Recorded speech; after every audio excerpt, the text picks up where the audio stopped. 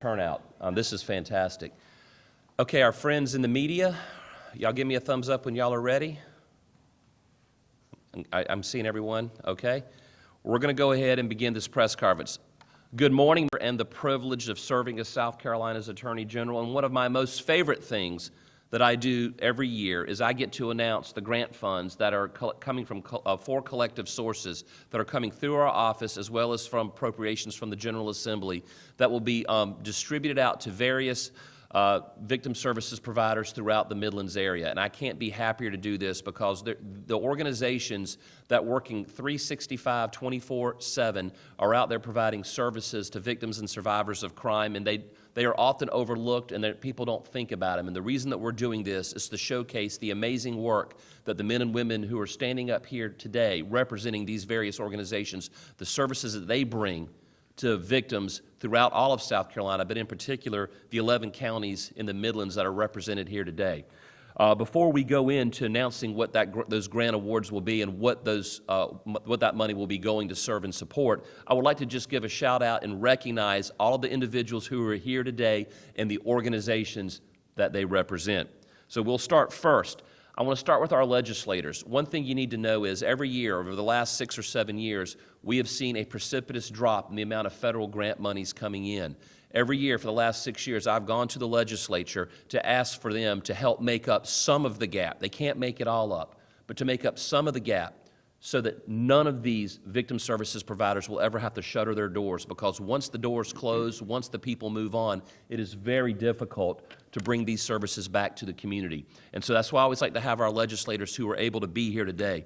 The people who are here today are ones that every time I go to them for law enforcement and for victims, they always say yes. They are always there. So I want to thank the individuals who were here today. Senator Alan Blackman, who is standing right here to my right. Every time I've called him, he is there. Representative, my hometown House member, my personal representative, Paula Calhoun, who I've known for over 20 plus years, and she has been a fierce advocate for victims and for law enforcement. Representative Chris Wooten could not be here today, but he, among others in our community, have always been there to ask to help us get these monies so that these victim services providers can stay open. We have a number of law enforcement leaders here today. Representing Richland County Sheriff's Department, Deputy Chief Chris Lindler on behalf of Sheriff Leon Lott. We also have immediately to my right, my hometown County Sheriff Jay Kuhn. Sheriff Kuhn, thank you for the leadership you bring to this community. And also, I serve on a number of statewide boards and commissions with him, and he is a renowned, recognized law enforcement leader. Sheriff Jody Rowland from Edgefield is with us today. Jody, Sheriff Rowland, in the very, very back. Thank you for being here, Sheriff. We appreciate you very much. Chief Skip Holbrook, Chief of Police for the Columbia Police Department, and Chief Bruce Wade, Casey Police Department. Thank you both for being here. It means a lot to see our leadership here today. Agency representatives including from Able, South Carolina, Mary Reeves, Care House of the Pee Dee, Alice Curry Gallego.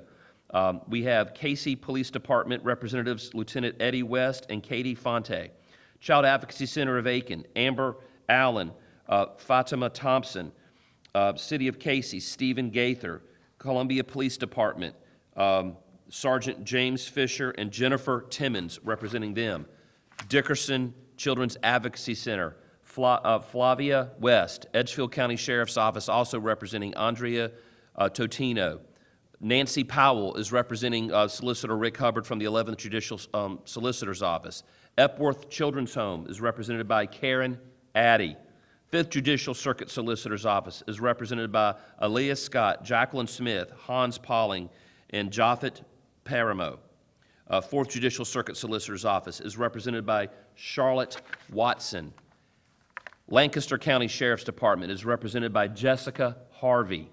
Lexington County Sheriff's Department, in addition to Sheriff Kuhn, we have Captain Jesse Lantz, John Hatchell, Sergeant Day Forgione, Yesenia Gonzalez-Martinez, and Steve Gamble.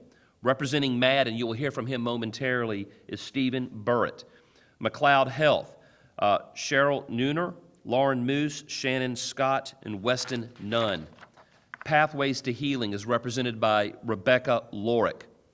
Richland County CASA Services, Missy Bowman Anderson. Richland County Sheriff's Department is also has here today investigative Investigator David Nevis, and Investigator Gabriel Ramos. Now, from my office, and again, I can't emphasize enough how incredibly grateful I am to have the men and women working in our office that are here today, and I could not do my job if they weren't so good at doing their jobs, and I want to thank them. That's Matthew Benfield, Monique Garvin, Ashley Glivens, Faye Parks, Gerline Pierre, B.J. Nelson, our leader over Crime Victim Services, our Deputy Director, Joe Corey, Billy House, Ginger Dukes, Kelly Anderson, Kim Buckley, Laura Barnes, Steve Yarborough, Angela Meadows, and Tabitha Heck. I want to give them all a special shout out and let them know from the bottom of my heart how much I appreciate what they do. Representing SCAD VASA, my friend Sarah Barber is here today. South Carolina Department of Children's Advocacy is represented by Ladara Depew, Leela Allen Barnes. South Carolina Network of Children's Advocacy Centers is represented by Aaliyah Simon, Kristen Dixon, and Tom Knapp. SC Van is represented today. Everyone knows this person. I don't need to say her name for you to know her, but it's Laura Hudson, who is here, and also my good friend Burke Fitzpatrick, Melissa Walker, Nicole Goodwin. The Hive Community Circle is represented by Ashley Olienka, and West Columbia Police Department is represented by Matt, I'll make sure I say this right, Matt Dees and Ronald Fair. YWCA of the Upper Lowlands is represented by Cleartis McDonald Amaker. It took me a while to get through that, but that's a good problem to have, that we have so many people, and this isn't even all of them. This is just the ones who were able to be here today. Our solicitors weren't able to be here. We have other electeds, other agencies that aren't represented here today, but that doesn't mean they're not out there doing the Lord's work. I want to thank the city of West Columbia for allowing us to use their facility for today's press conference. They've done this every year, and we're incredibly grateful for them. Again, I want to welcome everyone here, and this is the good part. This is the thing that I really enjoy most. This year, I am announcing that we are going to be dispersing statewide roughly $26 million to agencies around the state of South Carolina who serve victims of crime throughout the region and throughout the state. These folks provide local and statewide services. They're receiving in this area of the state alone, of that $26 million, in the 11 counties that are represented here today, $10.6 million are going to these service providers, both governmental and non-governmental alike. $10.6 million just to these communities. The grants are distributed by the Department of Crime Victims Assistant Grants under the Crime Victim Services Division under the Attorney General's Office. This department administers 4 grant programs. Now that $26 million comes from 4 grant sources. 2 of those grant sources are federal, 2 are state.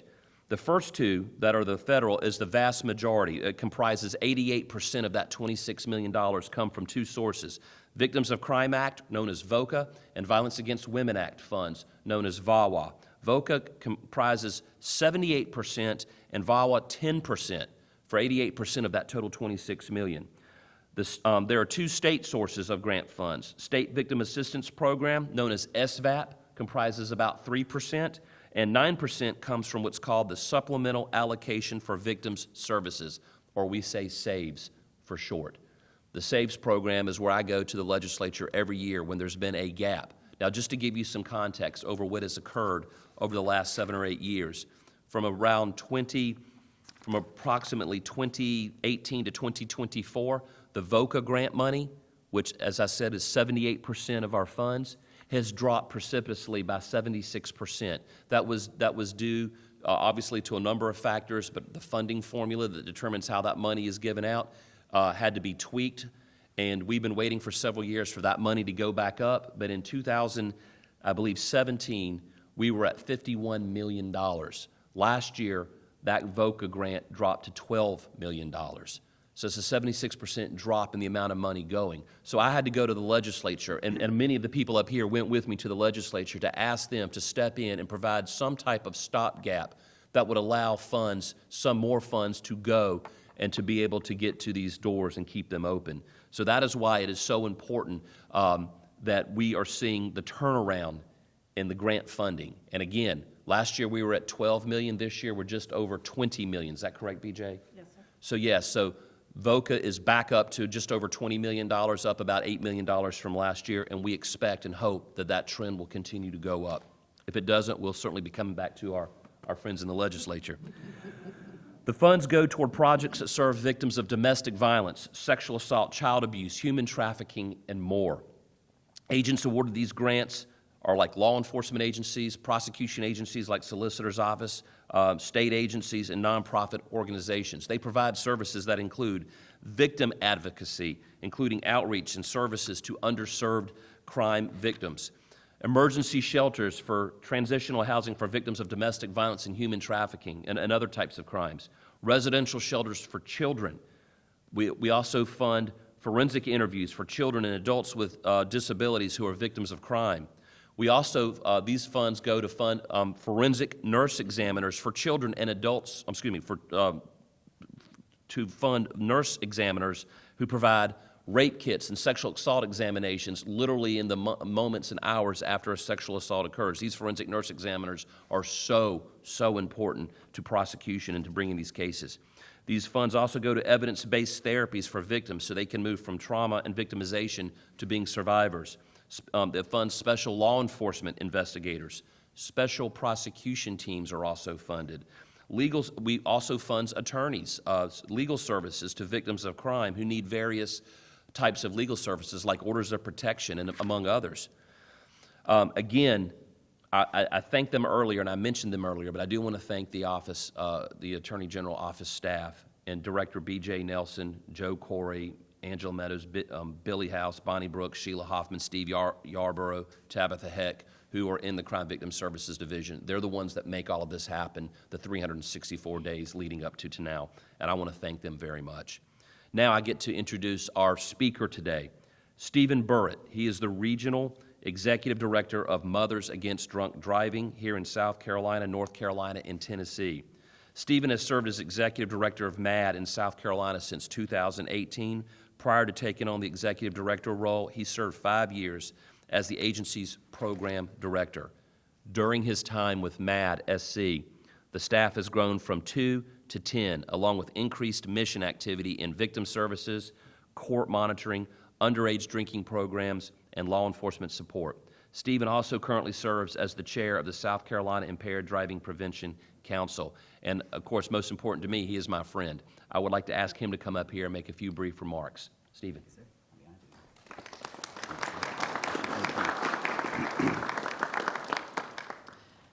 Thank you. It is my honor to be here, not just representing MAD, but this entire group, this impressive group of people doing amazing work. Mothers Against Drunk Driving is an organization that I believe is obviously very important and far too busy. Sadly, we have the nation's worst death rate for drunk driving per capita in the nation. Second place isn't particularly close, so we have a lot of work to do. And it's our honor to serve victims across the state, whether they're upset because a 3-time drunk driver ran over their mailbox, or the absolute worst nightmare that we all live with is getting that knock on the door to know that a special, important, loved member of our families are never coming home and died in a preventable and tragic way with no preparation and no goodbyes. It's hard work, obviously, but it's important. But I'm reminded whenever one of those crashes occurs how many groups are impacted by every single loss, not just the family. We're all part of so many families: church, school, work, community. But I'm very honored to be a part of this group. This is a group of incredible people. I'm humbled to be here speaking on behalf of them today. A community of like-minded people who just want to do the best for people and help them through what undoubtedly is one of the most challenging times of their lives. We all represent, victims in so many different ways of so many different crimes, but there's 2 things that I find are always, common across any sort of crime victimization. One is that it is incredibly unique. Depending on what happened in the circumstances and who that person were, you need skilled, compassionate people who are going to help them through whatever their journey is. There's no cookie-cutter approach to victim advocacy. And second is that it's incredibly intense. They wouldn't have come to us if this weren't disrupting and affecting their life in significant ways, and they need people there for them. They deserve all of our support and services. And because I have such great advocates on my staff, I get to hear that incredible feedback. You are my lifeline. You are my angel. You are my rock. I don't know how I could have gotten through this without you. So when we hear every year, we get those nervous feelings when we start looking at the overall state of funding, and we have that fear that cuts are coming. It's stressful and it's personal. It's not just because we care about our budgets. It's not just because we want to keep our staff, although certainly we do. It's because we know in the future there may not be somebody there for those people that we've served who are going to be in those same situations, and it breaks our heart and it scares us. And so that's why we're so grateful here today to be able to say that we have some stability this year. So General Wilson, I thank you so much. Where'd you go? I thank you so much for your advocacy that today we're not here facing those scariest nightmare scenarios that at one time we thought we were going to.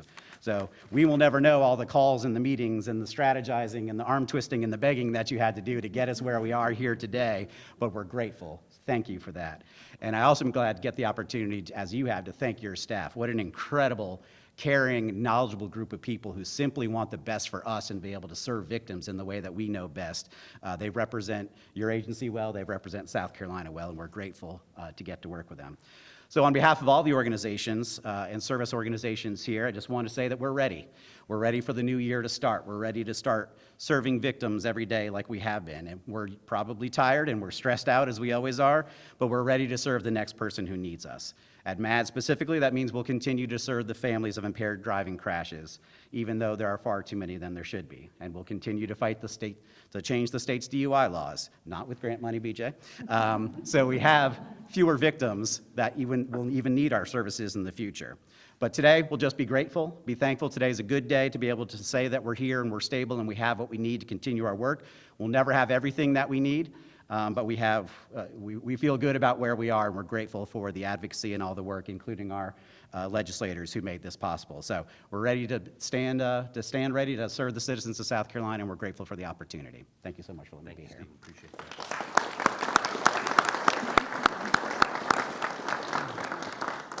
One thing that I want to underscore is that it is my firm conviction that public safety is the #1 core function of government, and protecting and serving victims is a core function of public safety. And so that is why we, the people up here, the elected leadership, the law enforcement leadership, and the victims advocates leadership who are here today will always fight for victims. I want to say this: if you are a victim of crime and you are watching this press conference on a broadcast, you need to look around and you need to see that you are not alone. If you find that you are being victimized by the very criminal justice system that was designed to protect you, and it can be a very scary system if you're not ready to navigate it, look up here. There are people up here ready to serve and support you.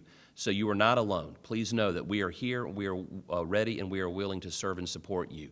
Again, I want to say thank you to everyone who was able to be here today, and thanks to those who were not able to be here today.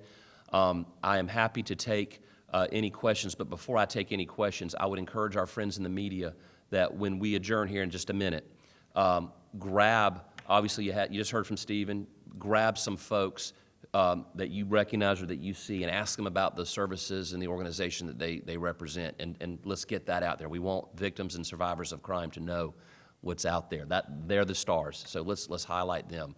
And before I take questions, I introduce all the important people up here, but one special person I need to at least represent who's not part of this press conference is my #1 fan, is my wife Jennifer. As Henry McMaster say, my favorite wife. So thank you, honey. Love you. All right. Happy to take any questions. I love it when y'all don't have any. This is great. Okay. With that being said, please talk to some of our leadership up here and showcase what they're doing. Thank you all. This concludes this press conference.